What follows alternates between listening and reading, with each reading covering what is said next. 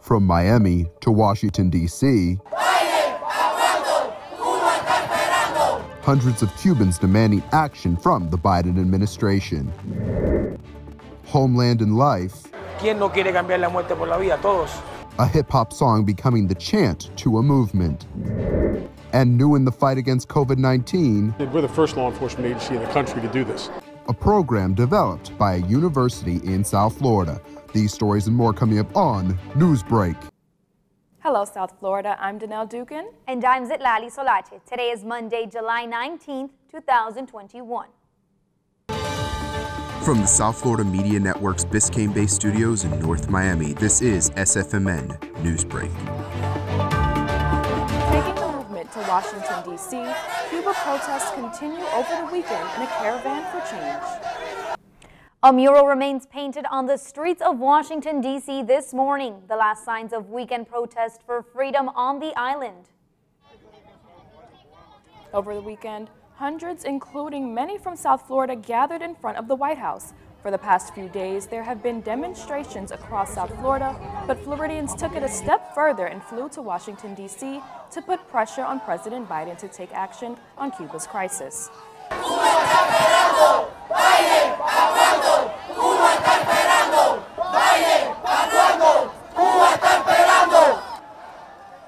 Protesters raised signs, flags, and chanted Cuba Libre to spread the message from people who are tired of the 62-year-old oppression on the island.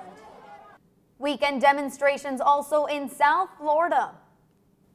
One of them outside Sergio's Cuban restaurant in Pembroke Pines. This is a part of a series of protests in Miami-Dade and Broward counties over the weekend, calling for the end of the island's communist regime and the U.S. government to help the Cuban people. In Little Havana, a Estamos Contigo march was hosted with Venezuelans showing support for the Cuban people. Also in Tropical Park, a family-friendly Niños for Cuba rally took place, with children rallying with their parents for the cause. Chanting for change, the meaning behind Homeland and Life, stemming from a hip-hop song. How this Cuban exile, now Miami artist, came up with the slogan. It's the protest anthem echoing from the streets of Cuba to South Florida. But this chant of homeland and life started as a hip-hop song. Yotuel Romero, a Cuban exile and popular artist living in Miami, turned a communist regime slogan on its head. Venimos de patria o muerte. O sea, al cambiar la muerte por la vida, ¿quién no quiere cambiar la muerte por la vida? Todos. Romero is one of several artists behind the viral hit turned protest anthem. He says his co-creators still in Cuba have been arrested or are missing. Music video director Asiel Babastro says the song resonated because it gives voice to the realities of living in Cuba. Que era honesta, porque era verdad. O sea, la canción no trae una denuncia, lo que es básicamente una observación. On Sunday of last week, unprecedented protests erupted across the island, where the viral hit is banned. El pueblo llegó un momento en que ya dijo basta.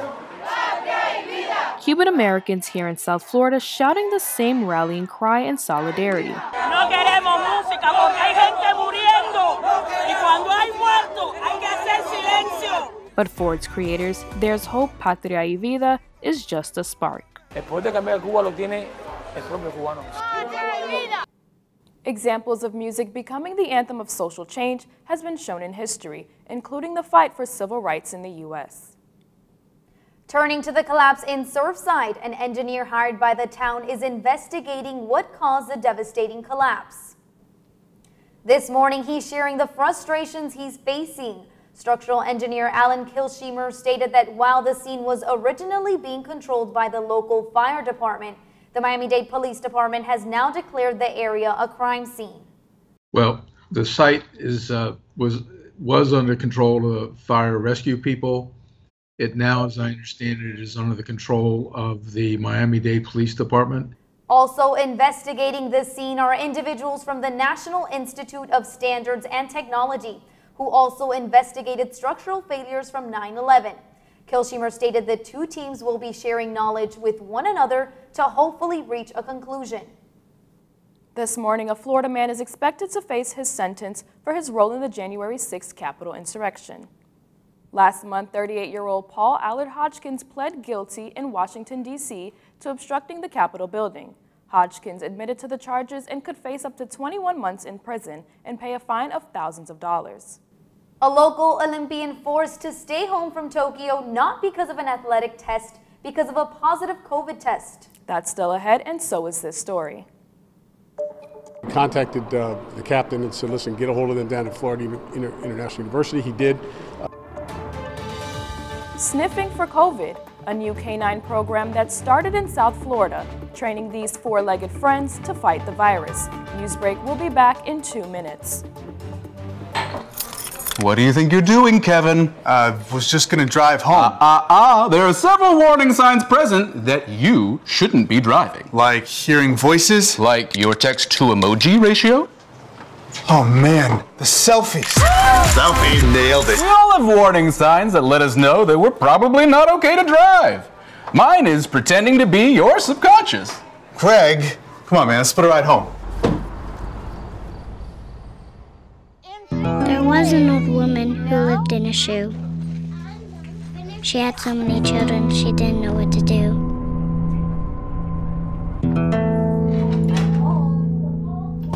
She gave them some broth without any bread and kissed them all soundly. Lights out. Good night. And put them to bed. Hunger is a story we can end. End it at feedingamerica.org. This is the story of a boy who is very sensitive to lights and sounds. So he built secret hiding places where nothing could get in. The boy didn't like looking people in the eye. It made him feel uncomfortable. One day, he found out he had something called autism. His family got him help. And slowly, he learned how to live with it better. Early intervention can make a lifetime of difference. Learn the signs at autismspeaks.org. Hey, let's check out this park.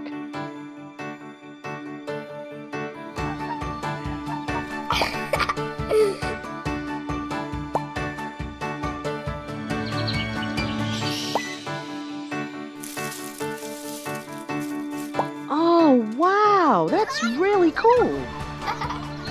To find a great local park or forest near you, go to discovertheforest.org.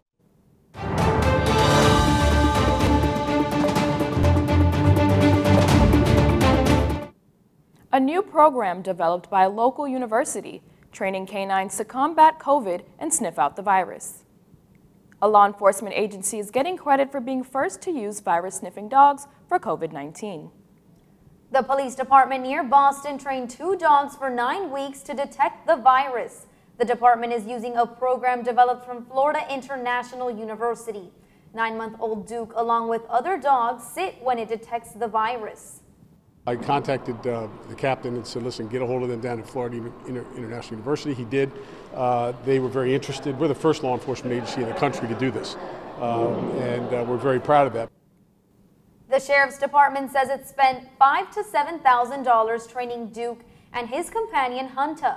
Both dogs will sniff objects and not people. FIU says its dogs are 90% effective in detecting the virus. A rising tennis star from South Florida is unfortunately unable to go to the Tokyo Olympics this morning due to testing positive for COVID-19. 17-year-old Corey Coco Goff wrote on her Twitter account yesterday that she is disappointed to be missing the Olympics because it has always been a dream of hers to represent the USA. The U.S. Tennis Association responded saying it is heartbroken for Coco. Fortunately, she has still plenty of time to play in the Olympic Games. She will only be 20 for the next Summer Olympics in Paris in 2024. That's all the time we have for Newsbreak. I'm Zitlali Solate. And I'm Danelle Dukin. Get more news anytime at sfmn.fiu.edu.